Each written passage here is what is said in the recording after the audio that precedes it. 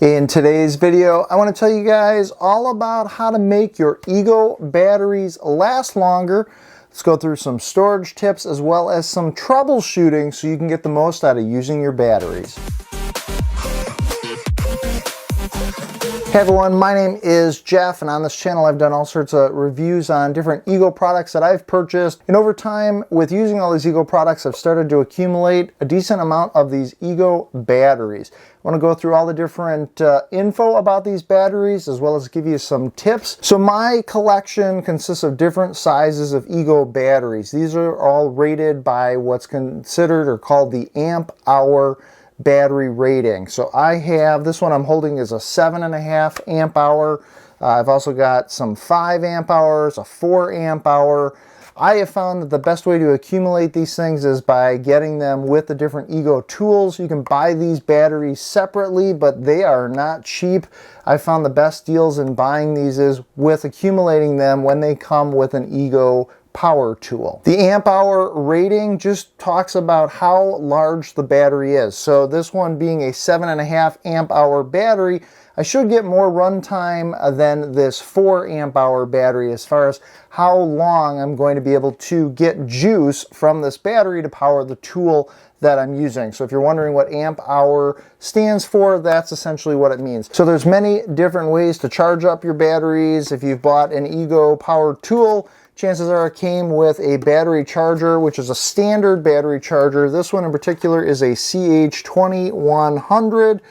This is going to charge a 2.5 amp hour battery in 50 minutes. It'll charge a 5 amp hour battery in 100 minutes. This is the Ego Rapid Charger. This is the CH5500. And if you buy this, essentially this is going to cut down on the amount of time that you're going to have to charge up any of your batteries. This guy is going to charge up a 2.5 amp hour battery in 30 minutes. It's going to charge up a 5 amp hour battery in 40 minutes. This charger has different colors that are going to tell you the status of the battery when you put it on. It's also got a fan inside of it to help with cooling down the batteries if you're putting a battery that you've just recently used that is hot onto one of these chargers. Now, in addition to those chargers, I also purchased the Ego Power Station, which allows you to charge up to 4 batteries. The way this works is it doesn't actually charge all of them at the same time. It charges one battery and then the next, the next, the next. In my opinion, not the most ideal, but gives another option for charging. What I like about this power station is it also allows you to hook up a solar panel to it so that you can recharge your batteries solar if you're on the go. I've done a whole review video on this system. You can check that out. It'll be linked down below. Let's talk about the best way to store your Ego batteries. Now, this question was also asked on Ego's community website.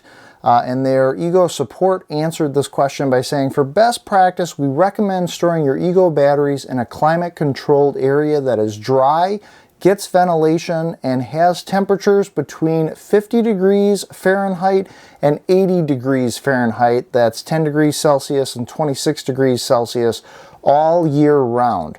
They also advise ensuring that the battery is off the charger and that the charger is unplugged when storing. So if you are charging up your Ego batteries, you want to make sure that you pull the battery off your charger when it is fully charged. Don't just leave these things sitting on your charger. That is going to deplete the battery over time. Now, the manual for these batteries also states that there's a feature about these things that extends or helps extend the life of the battery. It says, depending on the battery charge, the batteries will automatically perform a self-discharge operation after a month of storage.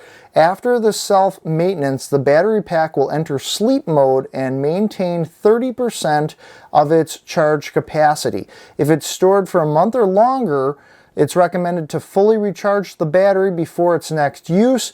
It's not necessary to run the battery pack charge all the way down before recharging. The lithium-ion battery can be recharged at any time and will not develop a memory when charged after only a partial discharge. Now you can see the charge of any of the batteries you have. If it's a newer battery, when you press the level indicator on the side, it's going to light up showing you if it's got full charge, partial charge, depending on how many green little slots are lit up on the battery. If you've got an older Ego battery like this one that I have, it doesn't actually have a battery level indicator on it. It's just going to have a button that shows green if it's got some charge. It's going to be a red light if it has no charge left. Now on Ego's website, it actually says you can charge these batteries up and they can be stored for up to 10 years unattended. However, if you read the manual for these batteries, it does recommend that if you're not using these batteries to recharge them back up every 6 months to help maintain the life of the battery. So let's go through some battery troubleshooting.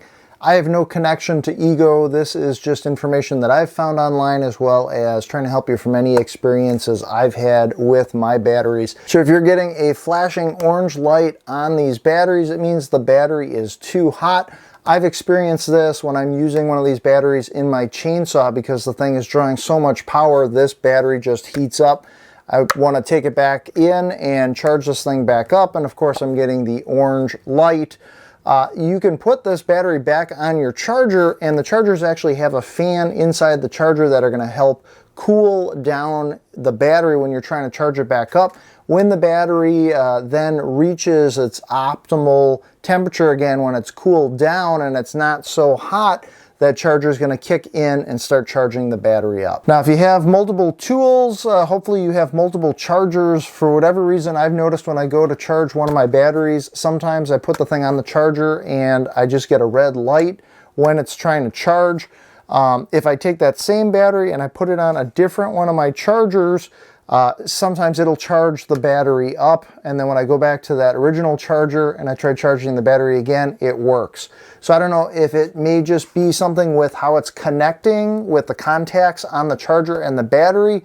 You could also try pulling the thing back off, putting it back on, trying the battery on multiple chargers. Sometimes also unplugging the charger, plugging the charger back in can help reset things, as well as taking your battery off and putting it back on the charger again. If this video has helped you out, take a second, smash that like button, as I greatly appreciate it. Something that may or may not work for you, this is something that worked for me. In using my rapid charger, I was putting my battery on the charger itself, and all I was getting was a clicking noise, and the green light on the battery was flashing. It was going on and off every couple of seconds and it wasn't charging the battery. So what I did is I pulled the battery back off. I held down the button on the side of the battery. I held it in for like 10 seconds while I was then putting it back on the charger after 10 seconds, still holding the button down, and this seemed to work charging it. So you could definitely try that. And again, unplug the fast charger, plug it back in, hold your battery button down for 10 seconds, try putting the battery back on while holding the button back on your rapid charger to see if it's then going to start charging. If that doesn't work, you could repeat that process a couple of times. I know for me, sometimes it took more than one time of doing that to get it to work. I am going to link to some helpful articles that I found online also with trying to get your batteries to work once again. Know that your batteries have a 3-year warranty. You have to have some sort of proof to show Ego of the purchase, of whether it was the power tool that the battery came with, or if you purchased on its own one of the batteries. They do have a 3-year life warranty on them. So if you're in that warranty window, it's in your best interest to contact Ego to see if they can get you a replacement. I will leave a link to their warranty page on their website down in the video description as well. Ego's also got a great community website forum where other people have posted their questions and support has reached back out to them, trying to help them. Other people have also left comments. If you've had any issues with your batteries that you've been able to fix, you can also help other people out by commenting down underneath this video to help them out as well. I'm going to leave links to that community forum down in the video description. You can also contact Ego. Their customer support number is on their website, and I'll link to that as well. I've been using Ego batteries for over 5 years now, and I think the key to success is your storage and the way that you use the batteries to ensure that they have a long lifespan. My name is Jeff. I do weekly videos on all sorts of tech, do-it-yourself projects, as well as the Ego brand tools. You can check all those out on my channel. If you like this stuff, go ahead and hit that subscribe button, that notification bell. You'll never miss any of my weekly videos. So I appreciate you guys watching. Be sure to make every day awesome, and I will see you guys in the next video.